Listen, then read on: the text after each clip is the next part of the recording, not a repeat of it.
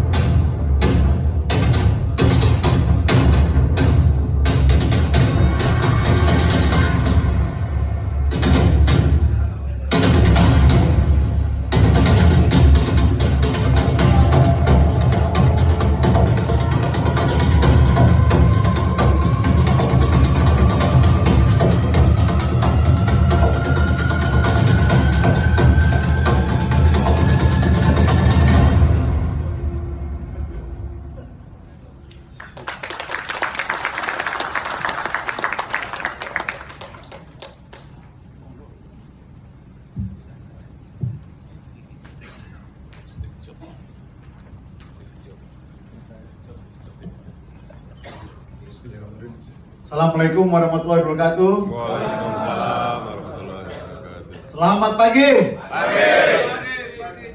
Alhamdulillah. Kita harus selalu semangat karena hari ini acara kita full day dari pagi, siang nanti PP Award dan sampai nanti malam masih ada lagi Sarah Sehat. Jadi kita harus selalu tetap semangat. Yang terhormat Dewan Komisaris DPP, Bapak Sumardi, Pak Ari, Pak Rian Supradi, Dirut PTPP, beserta BOD PTPP, Direksi PTPP, teman-teman Direksi Anak Perusahaan, Kepala Divisi Kantor Pusat, Kepala Divisi Operasi, sampai Project Manager dan rekan-rekan PP yang hadir pada hari ini di ruangan ini. Dan spesial sekali yang terhormat narasumber kita Pak Andus, Asdep IT dan Data BUMN, Pak Yudi Ahmadi, Divisi Enterprise dari Telkom, dan Pak Isnaini, partner kita, Direktur UI Indonesia. Baiklah, mohon izin karena di depan kami ada 3 orang ahli dan kami bukan ahli. Mungkin kalau ada yang salah, mungkin kira-kira Bapak bisa melengkapi nanti apa yang kami paparkan. Ya, izinlah kami memaparkan seperti apa. Saya memaparkan why, what, dan how-nya transformasi digital itu akan terjadi di PTPP. Dan tentunya nanti akan dilengkapi oleh Pak Andus seperti apa kebijakan, supporting, maupun aturan-aturan yang terkait dengan IT di Kementerian BUMN, ditambah lagi dari Pak Yudi tentang pengalaman bagaimana transformasi digital yang terjadi di Telkom, dan ditambah lagi dari Pak Isnaini nanti.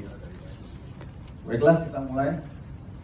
Ini merupakan tagline baru perusahaan yang kemarin telah di-launch oleh perusahaan dan Pak Dio telah melepaskan balon. Tagline kita adalah Empowering the Future. Empowering the Future secara general dapat kita artikan bagaimana kita memberdayakan masa depan, bagaimana perusahaan memberdayakan masa depan sehingga perusahaan ini tetap tumbuh dan berkembang secara berkelanjutan. Untuk memberdayakan masa depan tentunya kita harus mengetahui tantangan-tantangan dan peluang-peluang kita yang akan dihadapi korporasi pada masa yang akan datang. Teman-teman sekalian, Bapak-Bapak yang kami hormati, kita semua tahu bagaimana digitalisasi telah merubah pola bisnis, konsep bisnis, dan landscape dunia bisnis. Kita melihat Uber dan Gojek Siapa tidak tahu Gojek?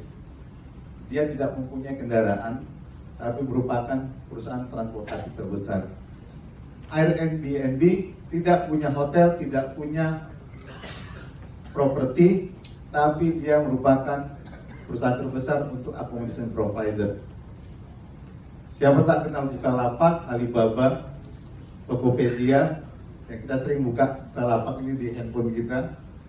Mereka tidak punya inventory, tapi merupakan retailer terbesar. Begitu juga perusahaan-perusahaan dunia yang lain. Inilah seperti apa digitalisasi merubah landscape, pola, dan proses bisnis yang ada di dunia usaha. Sekilas kita lihat ini adalah bagaimana perkembangan kita membandingkan teknologi kamera. Sejak awal kamera ditemukan tahun 1865, dibutuhkan lebih dari 120 tahun untuk memulai adanya fotografi digital. Dan setelah ada fotografi digital, perkembangannya sangat-sangat cepat. Dan paling cepat yang selalu kita pegang per hari-hari, yakni handphone. Kita bisa membayangkan kalau kita ketinggalan handphone di rumah, kita tahan pulang. Dan kita juga tahu saat ini WhatsApp pun itu sudah bisa video call 4 orang. 4 orang bisa video call. Dan itu kalau kita manfaatkan digitalisasi seperti ini, mungkin PM tuh nggak perlu ke Jakarta untuk mengadakan rapat dengan Kadif maupun kepala GMO. Cukup pakai WA, video call berempat, PM, Kadif O ke Kadif dengan GMO. Itu yang nggak bisa kita pungkiri dan sudah terjadi. Nah, ini salah seorang CEO yang mengatakan bahwa sejak tahun 2000, lebih dari separuh perusahaan yang ada di list Fortune 500 hilang di list itu. Karena masalah digital. Mungkin nanti Pak Isnani lebih jago lagi menjelaskan ini, kenapanya. Jadi sejak tahun 2000, lebih dari separuh perusahaan kelas dunia yang ada di list Fortune 500 hilang dari data tersebut. Kita lihat tahun 1997 ada GE, Coca-Cola, NTT, Exxon, Microsoft. 2007 Exxon masih ada, GE masih ada, NTT, Coca-Cola hilang. 2017 yang hanya cuma Microsoft. 4 ini hilang. Inilah yang kita bilang tadi, lebih dari separuh perusahaan besar dunia hilang karena masalah digital. Nah, ini salah satu studi dari Roland Berger Strategy Consultant 2014. Roland Berger ini juga merupakan salah satu konsultan dipakai oleh Kementerian Pak Andus ya, dalam rangka membentuk holding infrastruktur dan holding perumahan dan developer nasional. Salah satu konsultan yang dipakai oleh Kementerian. Studinya mengatakan bahwa ya, perusahaan itu ya, bisa berkembang secara eksponensial jika melakukan transformasi digital dengan benar. Dan tentunya juga dengan pertumbuhan yang eksponensial ini akan mengalahkan pertumbuhan perusahaan yang hanya melakukan digital secara tradisional, yang pertumbuhannya diharapkan linear. Ini studinya dari Roland Berger. Transformasi digital secara general, lagi-lagi nanti mohon diperkaya Pak Isna ini, ya, adalah bagaimana kita mengintegrasikan antara people, IT, secara real time yang bisa memberikan analisa secara holistik sehingga bisa membantu proses bisnis dan proses pengambilan keputusan bagi perusahaan yang pada akhirnya memberikan nilai tambah bagi perusahaan. Kira-kira yang kami pahami seperti itu, apa yang dimaksud dengan transformasi digital. Kemudian, seperti apakah arah transformasi digital di PTPB? Ini adalah studi dari McKinsey tahun 2015. Dari 22 bidang usaha, ya, konstruksi merupakan 2 terendah pemanfaatan dan implementasi digitalisasi di dunia bisnisnya. Dua terendah dari 22 industri bisnis. Kita lihat overall digitalization untuk masalah aset masih merah. Yang sudah agak kuning ini, agak orange ini adalah digital asset stock. Kemudian lagi spending worker, kemudian lagi digital send at work. Dan kita sudah melakukan ini. Artinya apa? Kalau kita melihat teman-teman di usaha yang lain, itu digitalisasi sudah jauh-jauh lebih ekspan dari kita. Dan kita, hasil studinya McKinsey 2015 menyatakan kita ini masih dua terendah di dunia konstruksi. Next, ini lagi melihat seperti apa posisi PP. Ini adalah tren digitalisasi yang ada di dunia konstruksi. Kalau kita melihat matrik ini, yang vertikalnya itu adalah bagaimana impact-nya terhadap bisnis, mulai dari low, moderate, sampai high. Kemudian yang horizontalnya seperti apa tingkat implementasinya. Dari macam-macam teknologi konstruksi ini, yang merah-merah ini ya, sudah dan sedang dikembangkan oleh PT PP. Yang pertama BIMM, BIM, Building Information Modeling, kita sudah lakukan. Secara tingkat implementasi memang masih emerging, tetapi impact-nya terhadap bisnis akan high. Kemudian juga 3D printing ini masih ongoing development. 3D printing ini nanti juga impact-nya akan high, tapi saat ini masih emerging.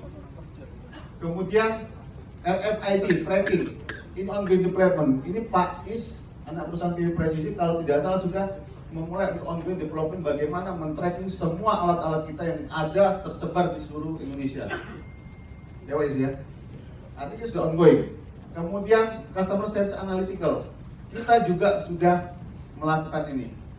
Logistik, management software sudah melakukan ini. E-procurement Bu Nawang bulan yang lalu sudah mulai meluncur ini, sehingga nanti akan kita integrasikan dengan ERP kita. Inilah dari macam-macam teknologi digital konstruksi di dunia yang sudah PP lakukan dan sedang PP kembangkan. Bagaimana posisi PP? Kalau kita berkaca posisi PP sendiri dibandingkan dengan perusahaan-perusahaan terkenal yang ada di dunia, yang sudah fully digital adalah Vinci. Ini berdasarkan urutan income statement-nya, laba bersihnya.